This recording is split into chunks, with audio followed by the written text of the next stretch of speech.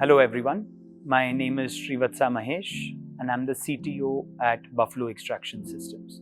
Today we're going to walk you through our level 3 100 liter by 3, that is a total volume of 300 liter CO2 extraction system.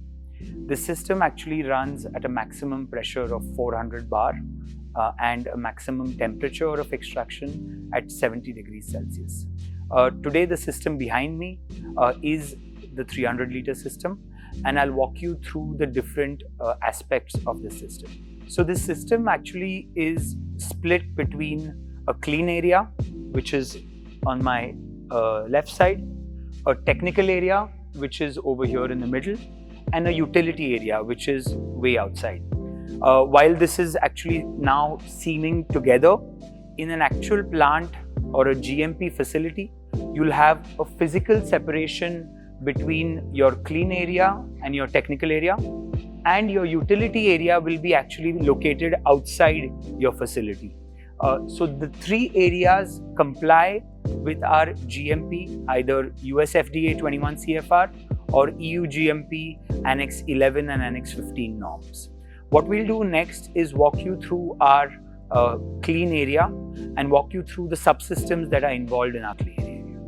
So what we have behind me here is our clean area equipment.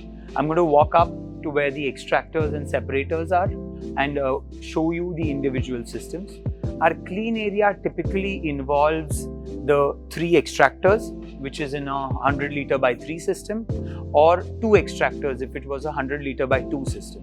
In addition, it also includes the separators, which help in the collection of the oils post-extraction. So let's go up there and walk you through each of these systems. What we have in front of me here are the 3 extractors of this 100 liter by 3 extraction system, each of them having a volume of 100 liters, hence the total volume. Each of these extractors can take biomass, which is loaded into a bag that is filled into this extractor. These extractor caps are pneumatically actuated, which help in actually reducing your overall operational effort in loading and unloading the bag. The second aspect is that it also includes a hoist. The hoist helps in actually pulling up this bag of biomass, which could be ranging between 40 kilos to 60 kilos by weight. So it's not too easy for an operator to pick up. These extractors have a lid which have a parking position back there.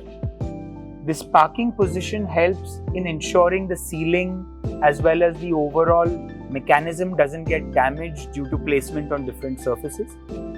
Going towards the closed extractor, these systems also have a redundant safety system, which are twofold, which is one is you've got a sensor-based safety system that ensures that this extractor cannot be opened during operation. And the second is it has a foolproof fail-safe opening system, which means that when the extractor is opened, by loosening this screw, you ensure any of the residual CO2 in it is vented out before it's opened.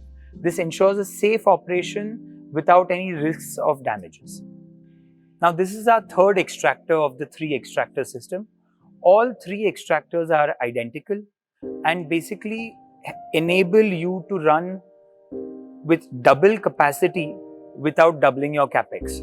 So the advantage of having a 3 extractor system is any 2 extractors can always be run in series, while the third extractor is in a changeover mode, as compared to a 100 liter by 2 system, wherein you would run 1 extractor at a time, and so you effectively can potentially get around 1.5 to 2 times your productivity.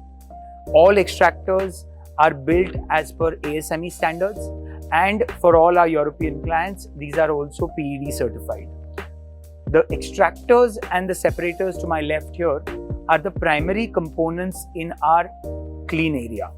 The reason behind this is that your biomass, which is coming from a clean process, and the oil, which is further going into a purification process, are the primary inputs and outputs that actually define this clean process. So other than the extractors and separators, all the utilities, which is the pumps, the chillers, the heaters, as well as your overall valves, are all located in the technical or utility area. So your operation in terms of an operator standpoint is only loading the biomass and unloading your oil, and that's your primary clean room application. Moving on to our separators. The system actually has 3 separators, 2 of which are in the clean area, and the third one, which is our water separator or a volatile separator, is in our technical area. For all our pharmaceutical clients as well as cannabis clients, even the third water separator, which is what is called a terpene separator, is kept in the clean area. The reason you have 2 separators is you can ensure a fractional separation of your heavy molecular weight oils as well as your lighter oils. So you can ensure that by keeping your separation pressure at a higher level, around 150 bar pressure, you can separate your heavier fractions, which is the oils or the fats, from your actual oils. Now, with regards to actually the separation process, as you all know, that when you actually separate or reduce the pressure of CO2 from an extraction pressure of 350 bar down to 200 bar or a base pressure of 60 bar, there's a rapid freezing that takes place. In order to avoid your water content in the oil to freeze, what we have is a completely heated and jacketed separator system, which ensures the heat loss during the separation process is countered by a heat input that ensures the oils can be easily separated. Now, each of the separators as well as the extractors have all pressure relief valves, which again enable you to run a safe operation. That is, for any reason, if you have pressure going above a certain safety limits or prescribed limits, your pressure relief valves will release and your overall system remains safe. Another aspect of your 2 separators is that it's connected to a back pressure regulator valve that's located in your technical area. Now, the connection between the back pressure regulator valve that goes from your separator through an inline heat exchanger into your back pressure regulator valve. The back pressure regulator valve is controlling on the one side your extraction pressure, and on the other side it's controlling your separator 1 pressure. That enables you to have a differential pressure separation. These inline heat exchangers ensure that you don't have any sedimentation or residues of the oils in your piping, and so during the freezing that's happening during pressure release, your counteracting force, which is your heat exchanger, as well as your inline straight tubing, ensures your oils get collected with a maximum efficiency in your separators. Now, what we have behind me here is what we call is the technical area of the system. If you look behind the wall of valves that we have are the 3 extractors and separators that we walked through. Now, the technical area actually includes all the pumps, the valves, the heaters, the chillers that enable your carbon dioxide to either reach the supercritical state or be removed from the supercritical state and back into recirculation. So if we were to recap the process of CO2 extraction, your CO2 goes through the pump, is taken up to a CO2 high pressure, which is around 350 bar maximum. It then passes through a heater and then it's in this supercritical state. Post that, it passes through the extractors, extracts your oil, and then through the back pressure regulators that I showed you earlier, it goes into the separators wherein you collect your oil. Post your CO2 separating from the oils, it then is refed back through the CO2 tank where it's stored and then chilled again and passed through the pump again. And that loop continues over and over again for the duration of your batch time. Now, if we were to go specifically into some of the equipments in the technical area, the first one we have here is the heart of the system, which is our CO2 pump. The pump is actually built by us and it runs at a maximum flow rate of about 800 liters per hour, and it can take the CO2 from a base pressure of 50 bar up to a maximum operating pressure of around 400 bar. The pump is a triplex plunger pump, which means you've got 3 plungers that are working in unison to take the pressure up with minimum fluctuation in your pressure. When you're running a 3 extractor system, you have valves in there which actually play a pivotal role in selecting which extractor is in operation, which extractor is in changeover, and which extractor is in a venting mode. So what we have behind me here is a wall full of valves. For the 100 liter by 3 system, we have 15 valves, and for a 100 liter by 2 system, we have 6 valves. Each of these valves is actually a pneumatically operated pin valve with a mechanical manual override available. So in case you have any jamming or choking because of any resinous oils, you can manually override them when the system is in a manual mode to actually release it safely. The valves, like I said earlier, can determine whether to open the inlet of an extractor, open the outlet of the extractor, open the vent line of the extractor, or put multiple extractors in series or isolation mode. Now, in addition to your main CO2 pump, you also have a co-solvent pump wherein you can add ethanol or any other polar solvent to actually go with your CO2 through the biomass to actually extract your polar components of your active biomass.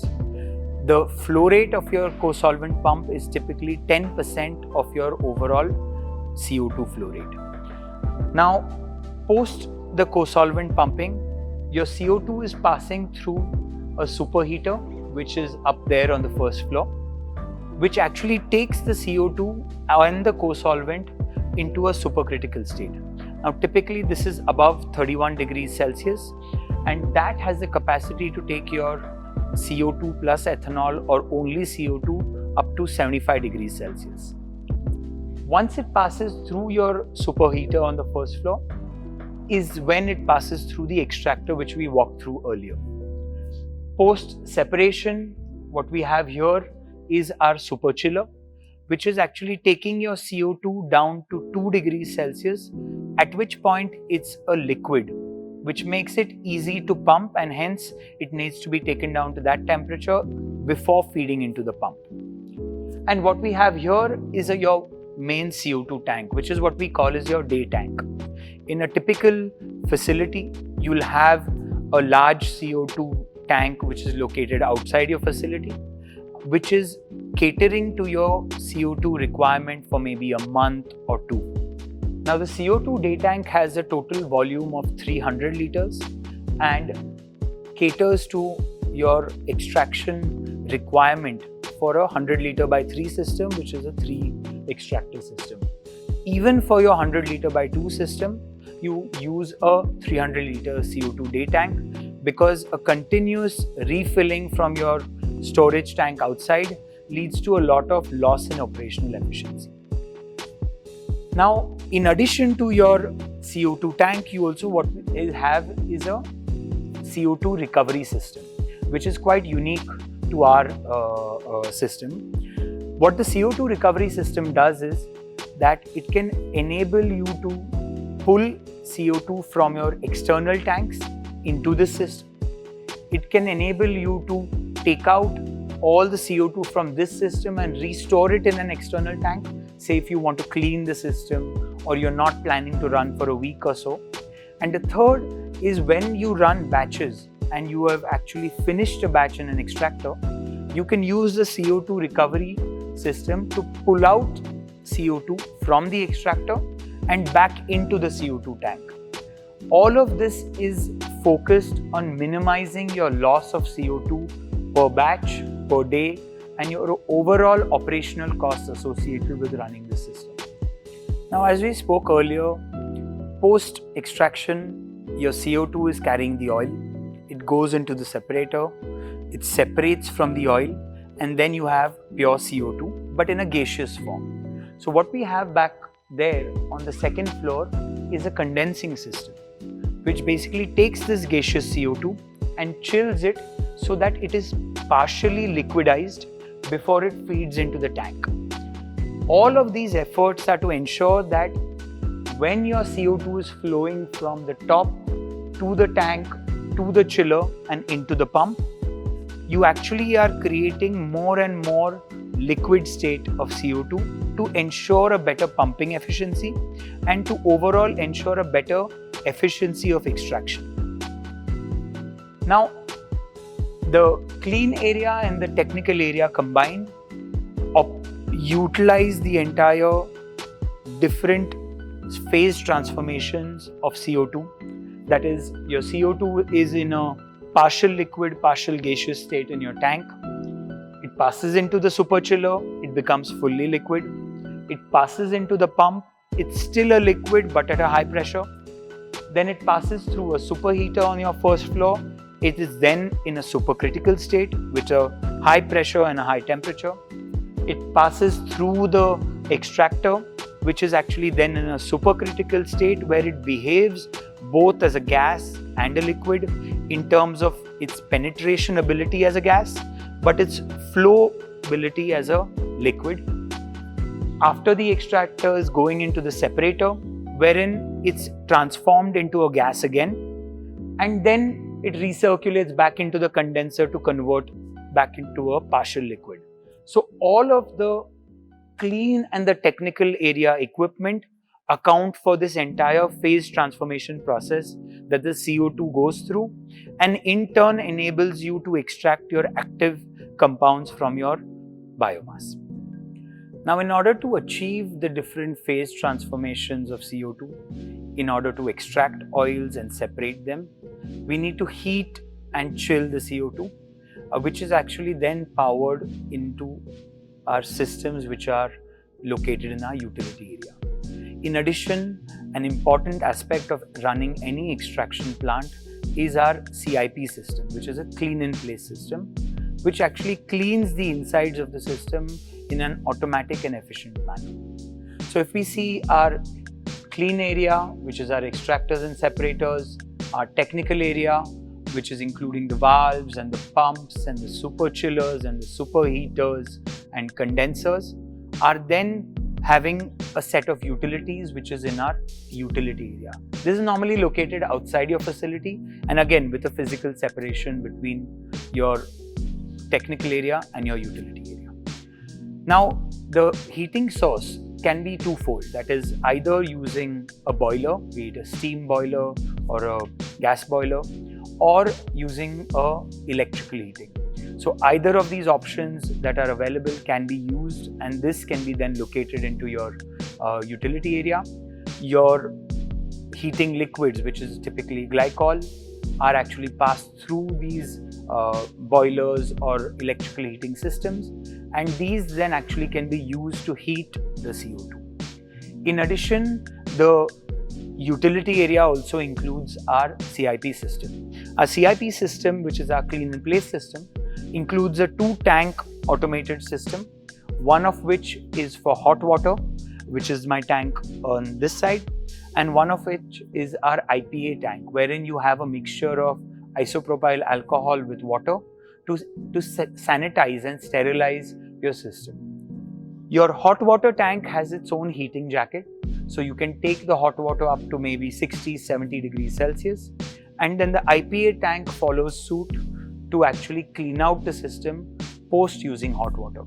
Now, this is again an automatic system which can actually then enable you to change product, run the CIP system, and then immediately change onto a new product with minimal downtime. Now, in order to cool the CO2 that is required in the condensing system, wherein you are taking the gaseous CO2, converting it into a partial liquid, or the super chiller, wherein you need to take it down to 2 degrees Celsius to actually increase the liquid portion of it to have better flow through the pump, we actually use condensing systems which are located outside the facility. These are typically R404A powered refrigerant based cooling chillers, which have a brazed heat exchanger with them, which ensure that your refrigerant is cooling your glycol to a temperature which can then be used to effectively and efficiently cool down your CO2. Now, the number of chiller units required depend on the size of our overall extraction system, and our 100 liter by 3 system requires typically 3 chiller units, which ensure a seamless operation. Now, our 100 liter by 3 extraction system, like our 5 liter or a 25 liter, are all operatable either through the HMI, which is right behind me, which is located in our technical area, as well as our SCADA system.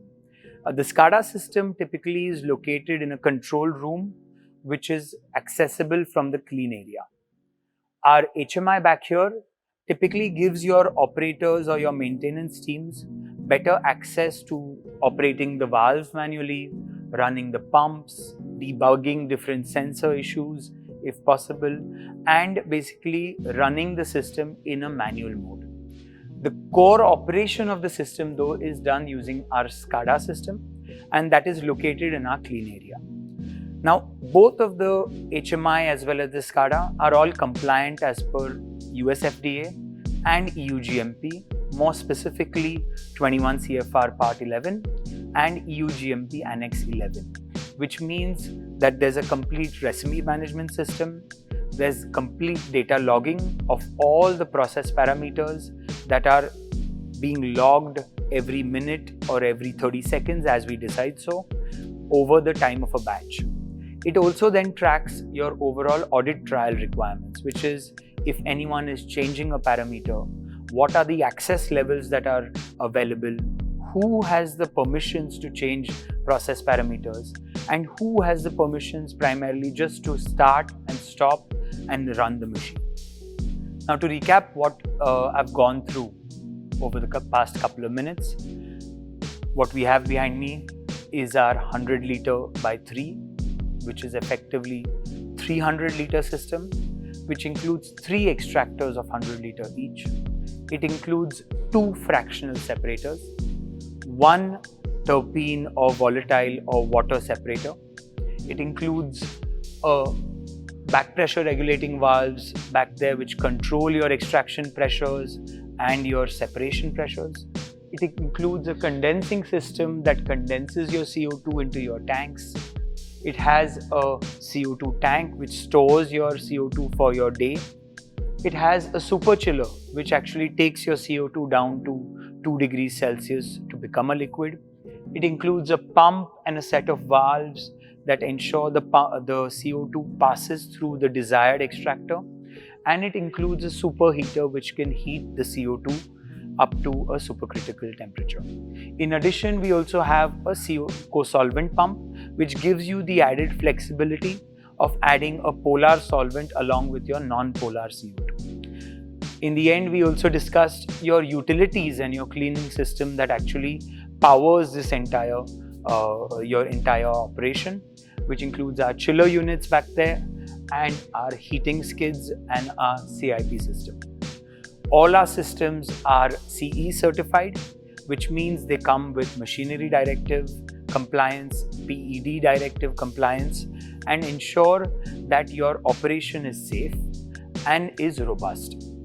For our US clients, all our vessels are all ASME certified as per U and U2 stamping, and all of these systems are fully automated. In addition, what is very important is all our systems come with complete support, which is critical in ensuring a minimal downtime and a more sustained, profitable operation for your facility. I hope this video has been useful in walking you through the entire CO2 extraction process, the key benefits and how the processes actually take place, both in terms of extraction, separation, and recirculation of CO2. And for any more information, do reach out to us at info@buffaloextracts.com, and do like our page on YouTube so we can share more such educational videos on the entire extraction space. Thank you.